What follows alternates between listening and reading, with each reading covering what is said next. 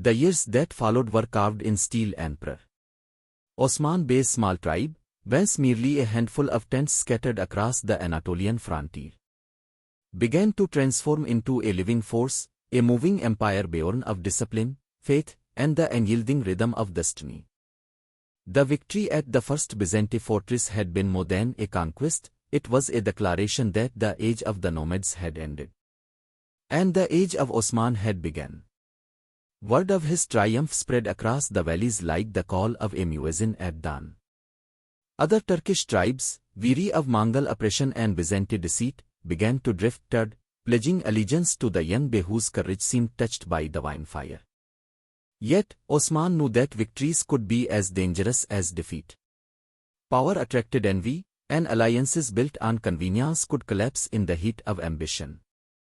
Around him stood other Turkish, each ruled by men who claimed to serve faith but secretly hungered for dominance. The Mongols, though distant, still cast their shadow across Anatolia, and Byzantine spies slipped through villages disguised as merchants or monks. The frontier was a chessboard of intrigue, and Osman moved carefully, like a player who understood that every pawn could when they become a king. Osman's rule was not of tyranny but of justice. In the newly captured lands, he established a system that would one day evolve into the backbone of the Ottoman state. The law, a blend of Sharia and local tradition. He appointed judges, not by birth or wealth, but by wisdom. The poor could walk into his tent and speak freely, and their words carried the same weight as the petitions of the wealthy. It was said that Osman once delayed a battle to hear the case of a widow whose land had been seized by a local chieftain. A ruler who ignores one cry of injustice, he told his men, has already begun to lose his empire. This sense of moral authority set him apart from the rulers around him. Where others ruled with fear, Osman ruled with fairness. Where others built walls, he built loyalty. The warriors, too, grew in number and discipline. They were not merely soldiers, they were believers who saw war as a duty of faith, not appetite. The Alps, as they were called, trained endlessly in horsemanship, archery, and sword play. Their leader, Turgut Alp, was a mountain of a man with eyes like dark iron and a heart that beat only for Osman's cause. The elden warrior became the guardian of the young spirit, reminding them before every raid, we fight not for gold, but for justice. We die not for land, but for the promise of truth. Their unity made them undefeatable. When they rode into battle, they shouted, Allahu Akbar, and the mountains seemed to echo their faith. But it was not only men who carried the empire's weight. Behind every sword stood a woman whose resolve shaped history in silence. Now mother to Osman's sons, became the spirit of the tribe, advising, organizing, and tending to the families left behind while the warriors rode. She would stand at the edge of the camp, watching the dust trails fade into the horizon, her lips moving in prayer. Her strength gave Osman courage when his heart faltered. Our empire, she once said, will be built not by the hands of men alone, but by the patience of women who never lose faith in them. The Byzantines, angered by Osman's rise, began to take notice. One of their most cunning governors, invited Osman to a feast, a false gesture of peace meant to lure him into a trap. Osman accepted the invitation but sent his most trusted warriors in disguise, hidden among the gift-bearers. When the trap was sprung, it was the Byzantines who fell into their own snare. Osman's men struck from within the walls, capturing the fortress without a single arrow wasted. The victory became legendary. The crescent banner was raised atop its towers. And for the first time, the people of the frontier whispered the words O the dominion of Osman. Each fortress conquered became a new light in the darkness. Osman began to see the pattern of his destiny unfold like the branches of the dream tree. But destiny is never without cost. The wars drained his people, food became scarce, and winter brought sickness that claimed the weak and the old. One night, Osman sat beside the dying fire, his cloak heavy with snow. He gazed into the flames and thought of the path he had chosen, a path of endless struggle. Sheikh visited him again, this time not as a teacher, but as a reminder. My son, he said, every empire must first conquer itself. Do not let pride steal what humility built. Osman bowed his head and wept silently. In that moment, his greatness deepened not through victory, but through humility. In the spring that followed, Osman gathered his growing army. They numbered now in the thousands, tribesmen, scholars, craftsmen, and soldiers who had fled to serve a cause greater than themselves. The banner of the tribe, once small enough to hang above a single tent, now waved over cities. Osman rode before them, his sword gleaming in the sun. Brothers, he called out, our struggle began in tents, and it shall end in palaces. But remember this, palaces crumble, tents endure. Do not forget the soul from which you came. His words became part of the Ottoman creed, a reminder that nobility was not inherited from blood, but earned through faith and sacrifice. The Byzantines launched one final effort to crush the rising power. From the great fortress of, they sent a massive army to strike Osman's heartland. The battle that followed would test the very foundation of his rule. For days, the sky overturned black with heroes. The clash of swords rang like thunder. Osman fought at the front lines, his white hair streaked with blood and dust. When his fell, he lifted the banner himself, holding it high even as enemy blades stir at his armor. This banner, he roared, shall never fall while I breathe. His men rallied around him, and with one final surge, the Byzantines were broken. The victory had secured Osman's place not just as a warlord, but as the founder of a nation. When the dust cleared, Osman stood on the fortress walls, the crescent flag fluttering above him. Below, his warriors cheered, and the call to prayer rose across the valley. Osman closed his eyes, listening to it as if it were the sound of the future. This is not my victory, he whispered, but Allah's will. And from this soul shall rise a tree whose shade will cover the world. The conquest of marked not only a military triumph but a moment of birth, the moment when the scattered tribes of the frontier began to see themselves as something greater than wanderers. For the first time, the crescent banner flew not just over a fortress but over a state. Within its walls, Osman declared the establishment of a just Eordan, when that would later be known across the centuries as the Ottoman state, a realm where justice would stand above lineage, and faith would govern power. Became the first capital of Osman's dominion. Its stone halls, once echoing with the shouts of Byzantine soldiers, now rang with the recitations of the voices of scholars debating law and governance. Osman's tent stood beside the fortress walls, a deliberate choice. He refused to move into the marble chambers of the defeated lords. A ruler must live close enough to hear the cries of his people, he said. His men looked to him not as a distant monarch but as a leader who shared their hunger, their wounds, and their prayers. Osman's vision of governance was unique for its time. The world around him was ruled by fear, Mongol Khans crushed their subjects beneath taxation, Byzantine emperors drowned in court intrigue, even the remnants of the Seljuks clung to power through blood and betrayal. But Osman believed that true strength came from the hearts of the governed. If the ruler is just, he would say, the people will guard his throne with their lives. To bring that justice to life, he appointed Sheikh as his spiritual guide and advisor. Together they laid down the principles that would become the soul of the Ottoman system, a delicate balance between divine law, Sharia, and worldly Eordan. In the great hall of, Osman gathered his council for the first divan.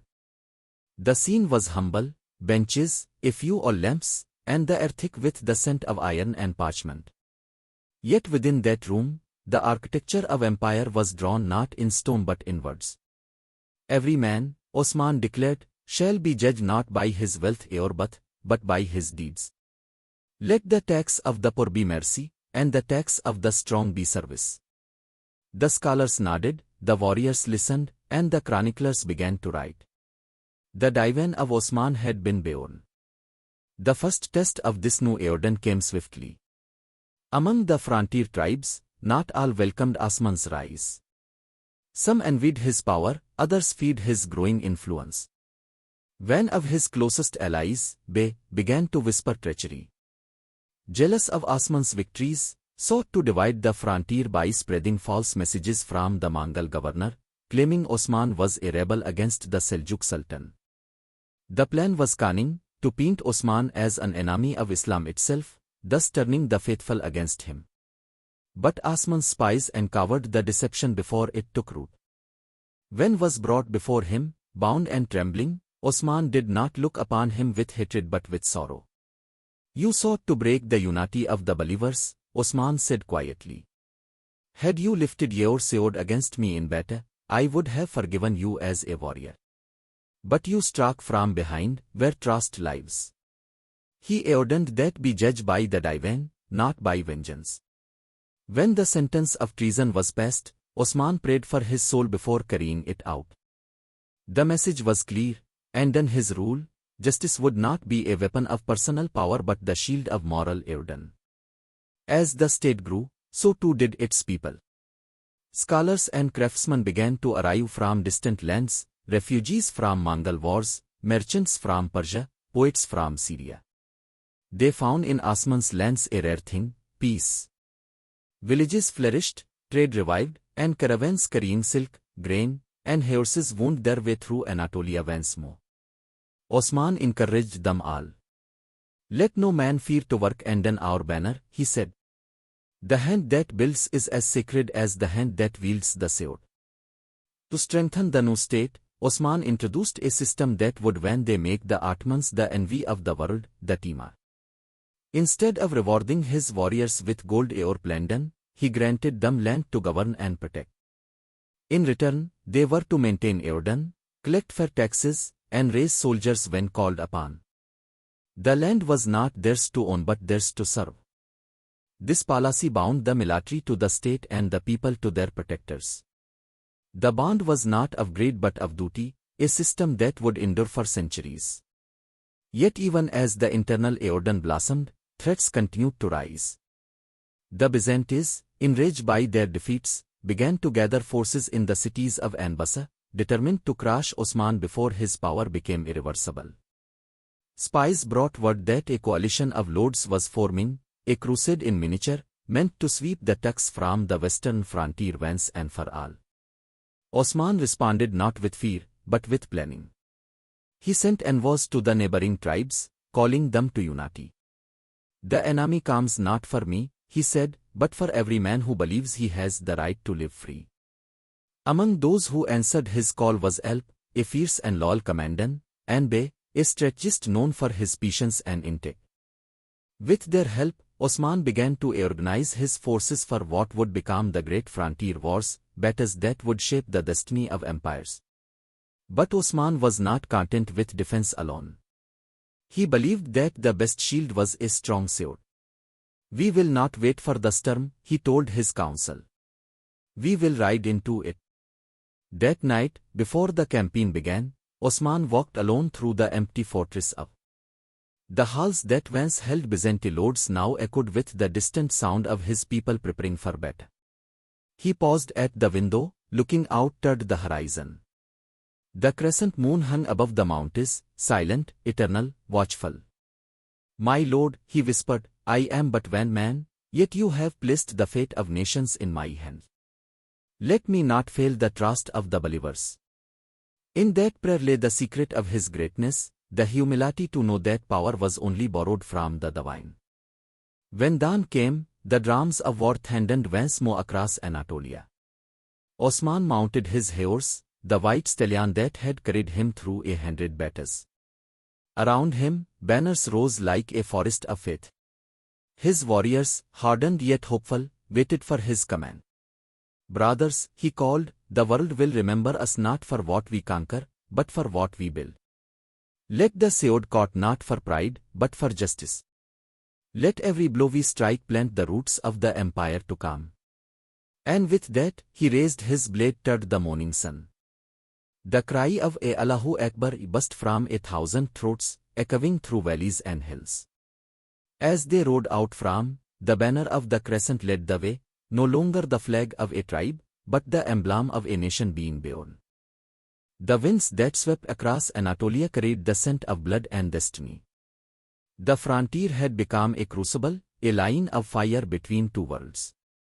To the east lay the broken remnants of the Seljuk Sultanate, fading into history like the last embers of an old flame. To the west, the proud Byzantines clung desperately to their fortresses, their stone walls rising like the bones of a dying empire. Between them rode Osman Bey and his warriors, men of faith who believed that history itself could be remade by the sword of justice. The frontier was no longer just land, it was an idea, a promise that from chaos, a new Eordan would be born. By this time, Osman's forces had grown into an organized army, no longer a band of nomads. Each tribe that joined him brought new banners, new tongues, and new traditions, yet they were united under the same creed: one God, one justice, one banner.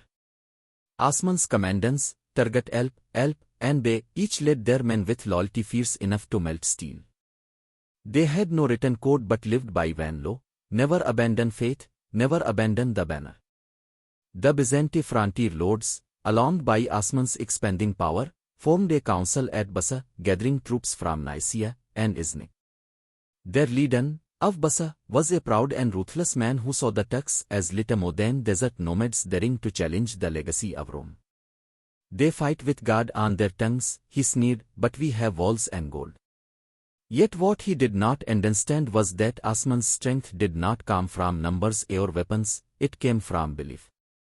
Osman's first strike came with the swiftness of lightning. Before the Byzantine army could unite, his horsemen fell upon their supply lines, burning granaries, seizing horses, and cutting every road between Bursa and the surrounding cities. The Byzantines, accustomed to the rigid formations of imperial warfare, were bewildered by Osman's fluid tactics. His army moved like water, appearing where least expected, striking, vanishing, and reappearing miles away. This was not war by siege, it was war by spirit. Yet Osman's campaign was not one of destruction for its own sake. Wherever his army passed, he forbade the harming of peasants, the desecration of churches, or the burning of crops. We fight rulers, not the ruled, he declared. The innocent are the trust of God. Even captured Byzantine farmers soon began to prefer Ottoman rule to their own lords, for under Osman's justice they paid fair tax and were protected from raiders. This mercy became his most powerful weapon. The war entered a new phase with the siege of. The fortress stood between Osman and Bursa, a key stronghold controlling the western trade route. Osman encircled it, building wooden siege towers and trenches, but the walls were high and the defenders stubborn. For weeks, the two sides clashed beneath the burning sun. Arrows darkened the sky like storms of iron. Osman's tents stood at the center of the camp, marked by the crescent banner. Every night, the warriors gathered there for prayer before bed. Sheikh disciples walked among them, reciting verses of courage and reminding them that martyrdom was not death but entry into eternal life. One night, as Osman studied the enemy fortifications, a messenger brought grave news: his son Orhan had been wounded while leading a small detachment in a skirmish. Osman rushed to his tent and found the young man pale but alive. As he held his son's hand, Osman whispered, "My son, this path is paved with sacrifice. The blood of the righteous feeds the roots of empires. You will see this banner rise higher than I ever shall, but promise me one thing: never raise it unjustly." Orhan, though weak, nodded. That promise would one day echo through generations of sultans. The siege dragged on for months, but Osman refused to retreat. Finally, in the cold dawn of a morning, his engineers breached a section of the wall. The warriors surged forward, shouting, "O Allahu Akbar!" The clash was brutal and close, shields shattering, swords biting, cries of men and the thunder of hooves. Osman himself fought at the breach, his white cloak torn, his sword red with the dust of victory. When the fortress fell, he forbade looting and ordered the wounded enemy treated. Became the new capital of the Ottoman domain. It was from there that Osman began his most daring campaign, the encirclement of Bursa, the jewel of the Byzantine frontier. And like other conquests, this one would not be taken in days but in years. The city's walls were massive, its defenders. Osman knew he might not live to see it fall, but he also knew that the empire's destiny was written in patience as much as valor. Every stone laid in faith, he said, is stronger than 1,000 raised in haste. The campaign for Bursa tested not only Osman's strength but his wisdom. He appointed Orhan to command parts of the army, trusting him to learn the art of leadership. Meanwhile, Turgut Alp led attacks on nearby outposts, isolating Bursa and cutting its trade route. Slowly, the noose tightened. For the first time, the Byzantine merchants began to whisper that perhaps God had abandoned them and favored the Turks instead. Amid the war, Osman's body began to bear the toll of years in the saddle. The warrior now moved with the stiffness of age, but his mind remained sharp. When asked why he still rode to the front despite his pain, he replied, "A leader must walk where his people bleed." It was during one of these campaigns that he received news of the passing of his old mentor, Sheikh. The loss struck Osman deeply. He retreated to his tent for 3 days, emerging only after prayer. "The man who taught me to dream," he said softly, "now dreams in paradise. I must see that his dream becomes the world's reality." As the siege tightened, famine began to gnaw at the Byzantine defenders. Osman's envoys approached the city walls, offering surrender with honor. But of Bursa refused. "The Turks may take my city," he said, "but they will never take my pride." Osman sighed when he heard this. "Pride," he said, "is the crime that breaks a king's neck." He ordered the siege to continue, patient as the mountain itself. Through years of battle and waiting, Osman's vision remained unshaken. He saw beyond the city walls, beyond Anatolia, he saw an empire stretching from the deserts of Arabia to the gates of Vienna.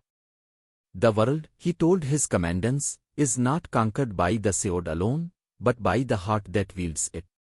His men believed, because his faith was contagious, his purpose clear. Even his enemies began to respect the man they could not defeat. In the twilight of his years, as the siege of Bursa neared its end, Osman's health faltered. From his tent, he could see the city's towers silhouetted against the horizon, so close, yet just beyond his reach. He called for his son Orhan and placed the crescent banner in his hands. "My son," he said, his voice faint but steady, "I began this work in the name of Allah, and now I pass it to you. Do not rule as a tyrant. Let your justice be the fortress no enemy can breach." That night, Osman Bey, son of, founder of the Ottoman Empire, closed his eyes for the last time. The morning after, as the sun rose over the Anatolian plains, Orhan led the final assault.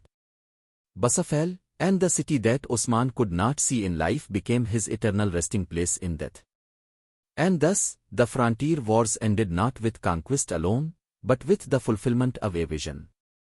From the blood and dust up to the stone gates of Bursa, a new empire had been born, an empire not of mere men, but of destiny. The mourning that followed Osman Bey's passing was not filled with mourning alone, it was filled with awakening. As the sun rose over the plains of Anatolia, its light touched the walls of Bursa, now bearing the crescent banner that had once fluttered over tent. The prophecy had been fulfilled. Osman had not lived to see the city fall, but his dream had crossed the threshold of death. And now, in the courtyard of that conquered city, stood his son, Orhan, the second flame in the fire that would become the Ottoman Empire. Orhan's face bore the calm of a man born between prayer and war. His eyes carried both the sorrow of a son and the resolve of a ruler. Before him lay the sword of his father, resting atop a white shroud. Around him, the warriors stood in solemn ranks, their armor still dusted from battle, their heads bowed. Sheikh disciples recited verses as Orhan raised the sword and kissed its blade. "My father began this work for faith," he declared. "By Allah's will, I shall continue it for justice." Thus began the reign of Orhan, the builder of an empire from the dream of a man. And like his father, Orhan was not only a warrior, he was a statesman, a visionary of structure and order. Where Osman had conquered by spirit, Orhan would reign by system. His first act as ruler was to establish Bursa as the capital, not merely as a fortress of victory, but as a seat of civilization. He ordered mosques, markets, and to be built, transforming the city into the beating heart of a Muslim empire. Marble arches replaced shattered gates, and fountains flowed where blood veins ran. The sound of the Nile echoed through its valleys, declaring that a new power had taken root on earth. To Orhan, conquest without stability was meaningless. He reorganized the army his father had left him, forming the first structure of the Ottoman military, a disciplined force loyal not to gold or tribe but to the Sultan and the law of Allah. He divided his forces into regular soldiers, frontier raiders, and a personal guard that would later evolve into the FEM. These were not mercenaries, they were trained in loyalty, obedience, and discipline from childhood. Orhan's camp became a school of faith and warfare, where boys were taught to fight not for plunder but for principle. At the same time, Orhan turned his gaze beyond war. The trade routes between Asia and Europe had long been broken by conflict, he restored them. Caravans once again crossed Anatolia, carrying silk, spices, and wisdom. To protect them, he introduced a system of caravanserais, fortresses of hospitality where travelers could rest safely, regardless of origin or faith. This policy brought merchants from faraway lands, Persians, Arabs, Venetians, even Genoese traders from the west.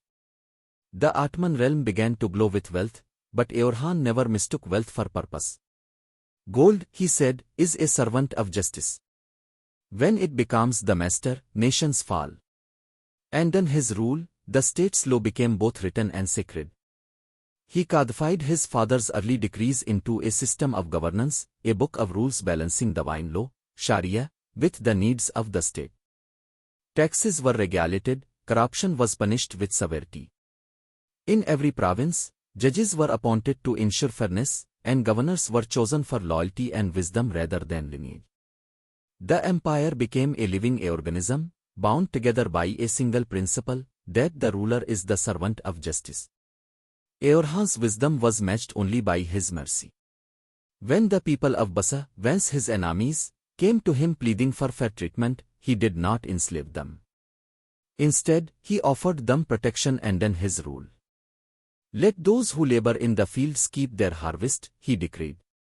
Let those who trade keep their profit, and let those who pray keep their faith. His justice converted more hearts than his sword ever could. Byzantine villages across the frontier began to surrender willingly, choosing Ottoman rule over their own lords. The empire did not spread by conquest alone, it spread by trust. The winds of destiny blew cold over the Dardanelles, that narrow strait where two worlds meet, Asia and Europe, the lands of prophecy and empire. For centuries, men had gazed across those waters and wondered which side would conquer the other. Now, under the banner of Orhan and his lineage, the moment had come. The empire that began in the tents of was ready to cross into Europe. Its soldiers prayed on the sands of Gallipoli, their faces turned toward the sea, their hearts toward eternity. When Orhan's son Pasha first led his troops across the strait, it was not with fleets or fanfare, but with courage and cunning. In 1304, a mighty earthquake struck Gallipoli, collapsing its Byzantine walls and leaving the fortress abandoned. So in that disaster the will of Allah. Before dawn, his men rowed silently across the dark waters, landing upon the shattered coast. By sunrise, the crescent flag fluttered atop Gallipoli's towers. The Ottomans had stepped into Europe, and the world had changed forever. The conquest of Gallipoli was more than a victory, it was a doorway. Through it, the Ottomans began to pour into Thrace, Macedonia, and Bulgaria, spreading not chaos, but order. Villages once torn apart by feud lords found stability under Ottoman rule. Taxes were fair, roads were repaired, and merchants travelled safely again.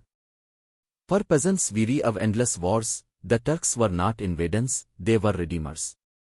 From the ruins of Byzantium rose a new civilization that promised justice to the humble and honor to the faithful. When died unexpectedly, his father Orhan's heart broke, Yet the empire did not falter. His younger son, Murad I, took the reins, inheriting not only a growing dominion but a sacred mission. Murad was unlike his predecessors, contemplative, disciplined, and deeply spiritual. While Osman had built through conquest and Orhan through erosion, Murad would build through organization and divine vision. He established the Imperial Council, where affairs of state, law, and war were decided with reason and prayer alike. Murad also founded one of the most revolutionary institutions in medieval history, the court. Composed of young Christian boys taken through the system, these children were raised not as slaves, but as warriors of the faith, educated in the Quran, the Söğüt, and loyalty. To them, Murad was not just sultan, he was father. In time, this disciplined army would become the most formidable fighting force in the world, loyal only to the throne and Allah's command. As Murad's empire spread deeper into Europe, resistance grew fierce. The Balkan lords, alarmed by the rise of the Turks, formed alliances, and Crusaders poured south from Hungary and Serbia. The Battle of Maritsa, 1371, was their answer and Murad's triumph. With only a fraction of the enemy's strength, his night assault on the Christian coalition turned chaos into legend. When dawn broke, the Maritsa river ran crimson. Murad stood upon its banks, silent, his gaze heavy with the cost of victory. "The Söğüt is not ours," he said softly. "It is the will behind it that decides the fate of kings." The Maritsa victory shattered the Balkan resistance. One by one, the cities of Thrace and Macedonia fell. Edirne, Adrianople, once a proud Byzantine capital, became the new seat of Ottoman power. Murad moved his court there, transforming it into a jewel of architecture and learning.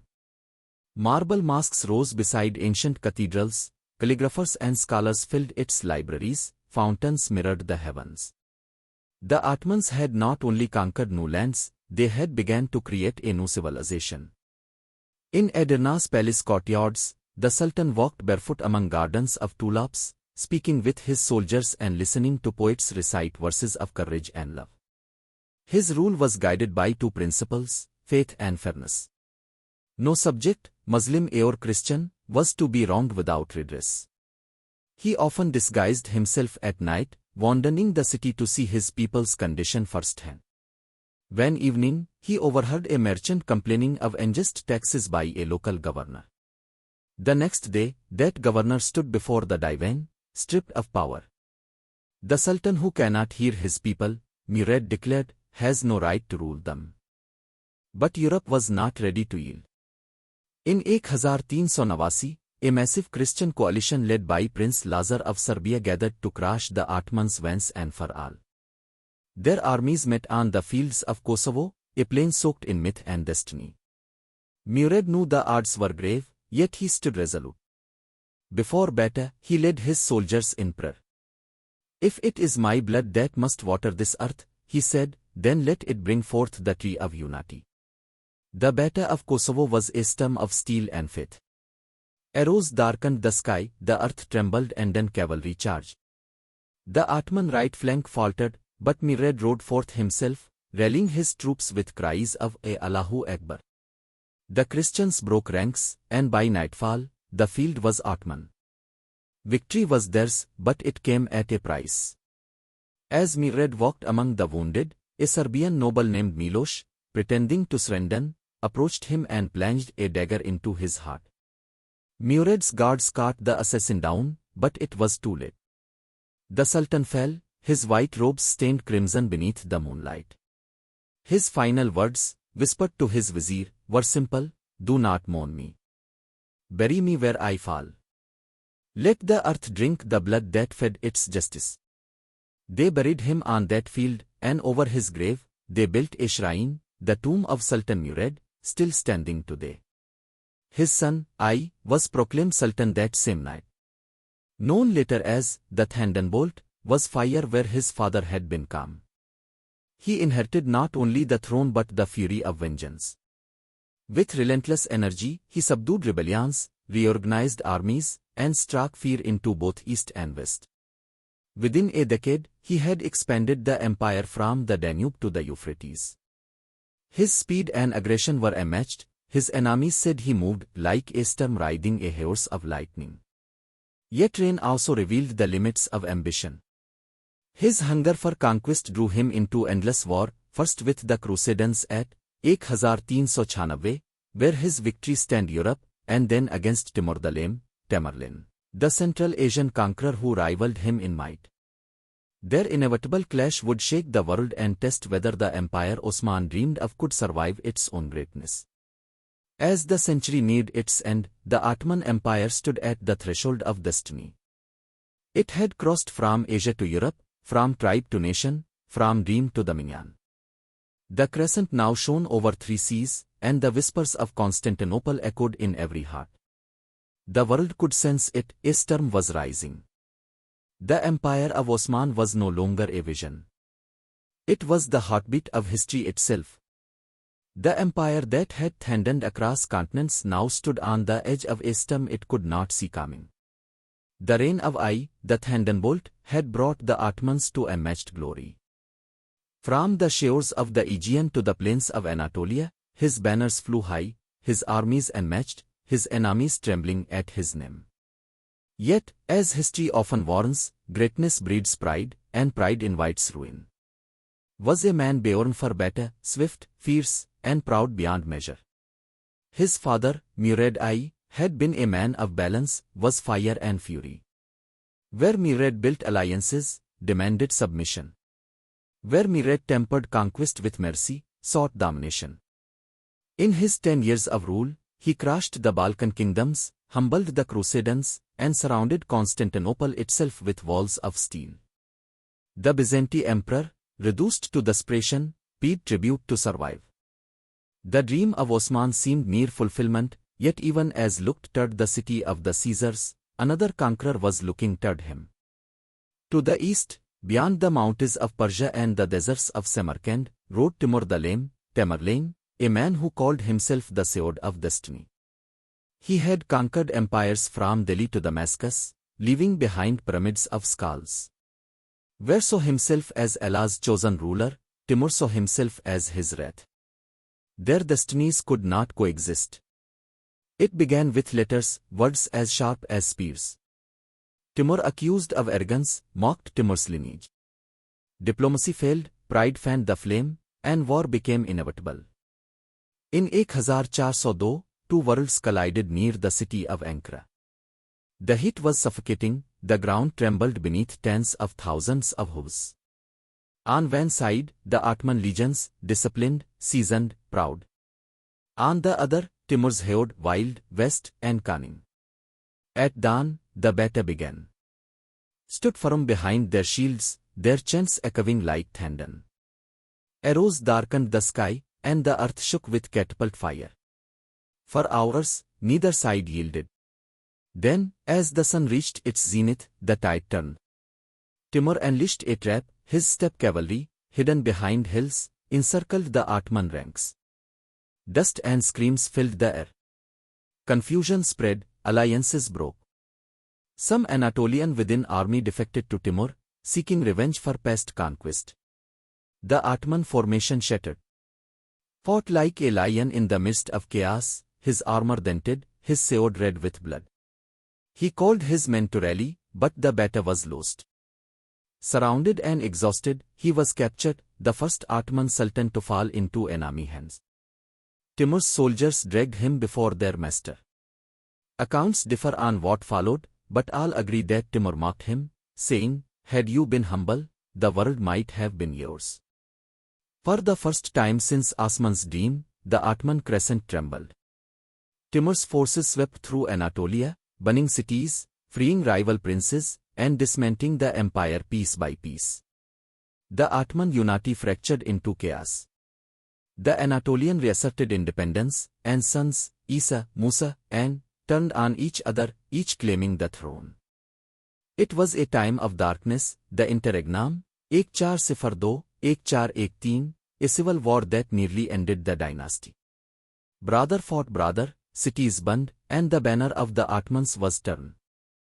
Europe watched with hope that the crescent would finally fade from history. But destiny had other plans. Among sons, Van was different. The youngest, quiet and observant, had watched the empire crumble not with anger, but with understanding. Where his brother saw crowns, he saw survival.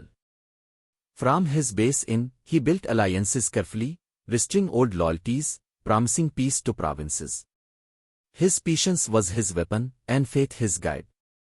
When his brothers exhausted themselves in battle, one by one, he defeated them, not with rage, but with precision. In 1413, he entered Edirne as the victor and was proclaimed Sultan I, known later as the Gentleman Sultan. The people called him the second founder of the Ottoman Empire, for he had rebuilt from ashes what Timur had shattered. His first act as ruler was not vengeance, but forgiveness. He restored mosques, reopened schools, and sent envoys to reconcile with rival lords. His reign was not one of conquest, but of healing. An empire can be rebuilt, he told his vizier, but not a heart. Let us begin with the hearts. He re-established control over Anatolia, reuniting the broken and then the Ottoman banner once again. To strengthen the empire's spiritual core, renewed ties with scholars and Sufi eruditions. Among them was the Erudian, followers of Rumi, who taught that a ruler's strength must be tempered with compassion. In their gatherings, the whirling dervishes danced to the rhythm of remembrance, reminding the Sultan that true power lies in submission to Allah. These gatherings, filled with poetry and prayer, reawakened the empire's soul. But was no mere mystic. He understood the balance of Söğüt and scripture. When rebellion rose in Anatolia, he suppressed it swiftly.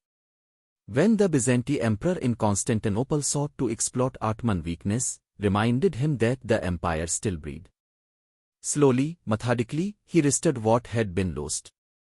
Trade routes reopened, markets flourished, and cities like Bursa and Edirne once again became centers of art and science.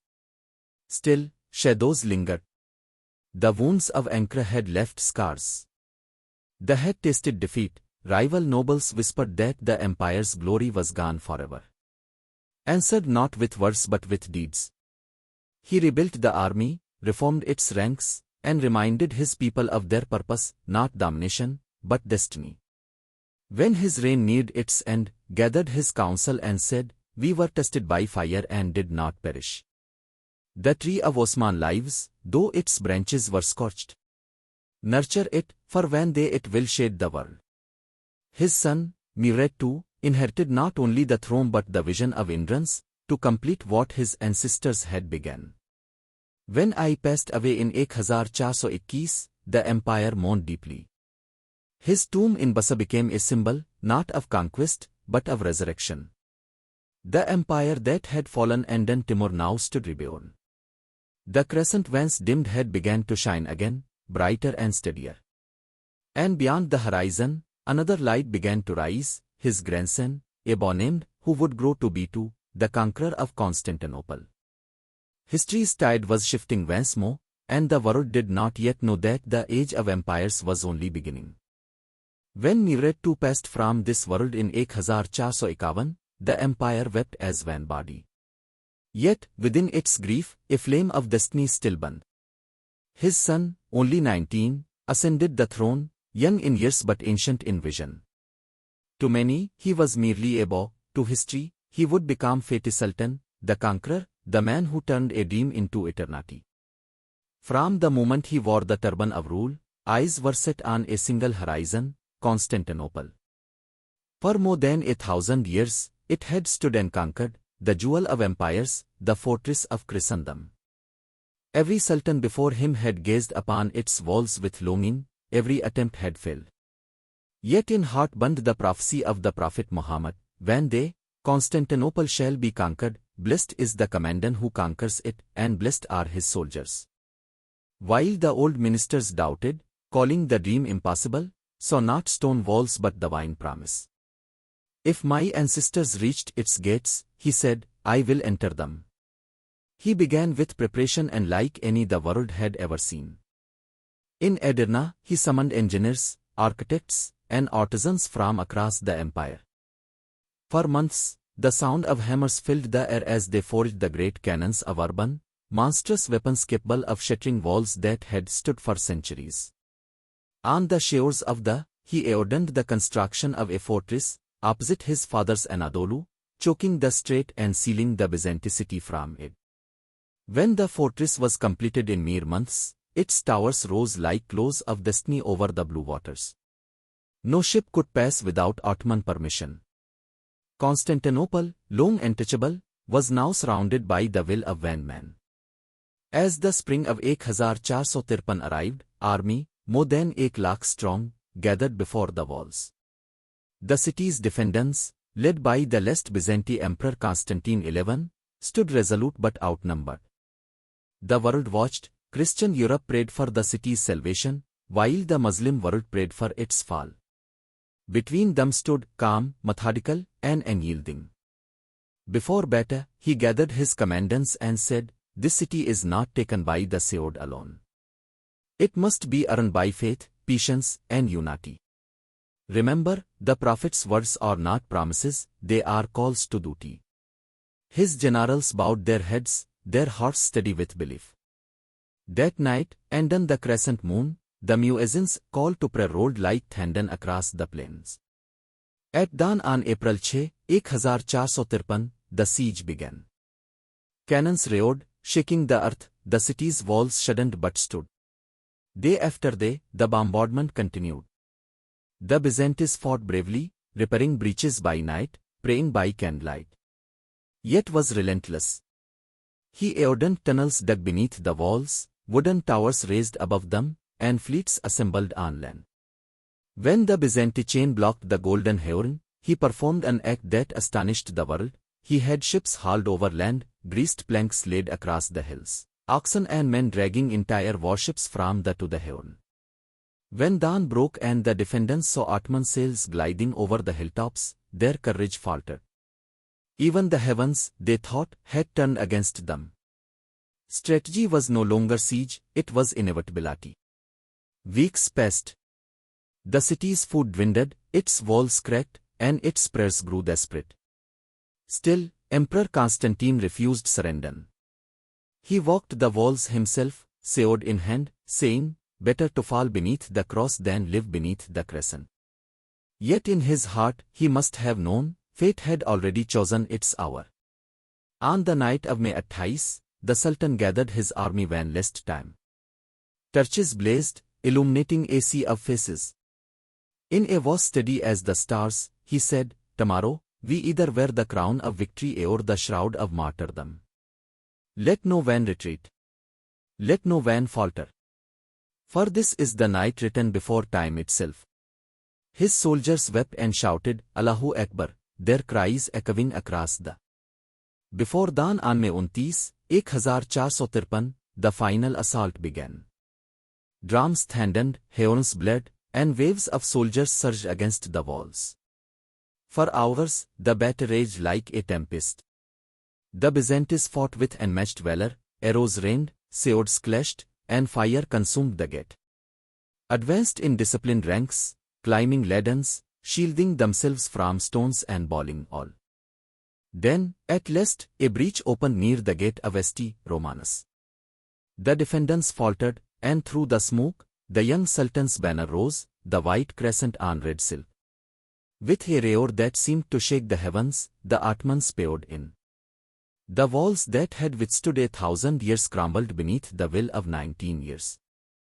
Emperor Constantine fought until the very end, sword in hand, disappearing beneath the tide of battle. By noon, the city that had defied empires for a millennium had fallen. Dismounted at the gates of Sophia, the grand cathedral that had once been the pride of Christendom. Entering its west hall, he looked upon the mosaics glittering in the dim light, then knelt and pressed his forehead to the ground in prayer. There is no God but Allah, and Muhammad is his messenger. Thus, Sophia became a mosque, not destroyed, but transformed, a symbol of faith's continuity. The world was never the same again. Constantinople became Istanbul, the capital of the Ottoman Empire, a city where East and West met not in battle, but in unity. And on command, it blossomed. He rebuilt its markets, restored its churches and mosques, invited scholars, artists, and architects from every land.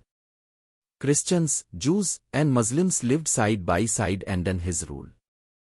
The empire that had begun as a tribal principality in was now the beating heart of civilization. Foreign envoys came from Venice, Genoa, Persia, and Egypt to witness this miracle. They called the Caesar of the East and West. Yet he never forgot his faith. In his private chambers, he kept the sword of Osman and the tattered banner from the early days, a reminder of humble beginnings. Empires, he wrote in his journal, are not built by stone or steel, but by belief. When belief dies, so too does the throne. And in his rule, the Ottoman Renaissance began. Science, architecture, and art flourished. The architect Sinan designed masks of light and geometry, calligraphers inscribed the names of Allah upon marble and silk. Knowledge flowed from while merchants brought wealth from every corner of the world. The empire's power was no longer only of armies, it was of ideas. As the years passed, stood atop the walls he had conquered and gazed toward the horizon. My ancestors planted the seed, he said to his vizier. I have seen it bloom. But the tree must never forget its root. He died in 1481, still dreaming of new conquest. The news spread like thunder, the world mourned and marveled at the same time. From Osman's small camp into golden capital of Istanbul, less than 2 centuries had passed. Yet in that time, the Ottomans had rewritten the destiny of continents. The crescent now shone over 3 continents and 2 seas, a light that would endure for 600 years. The empire's story did not end with, it had only just begun.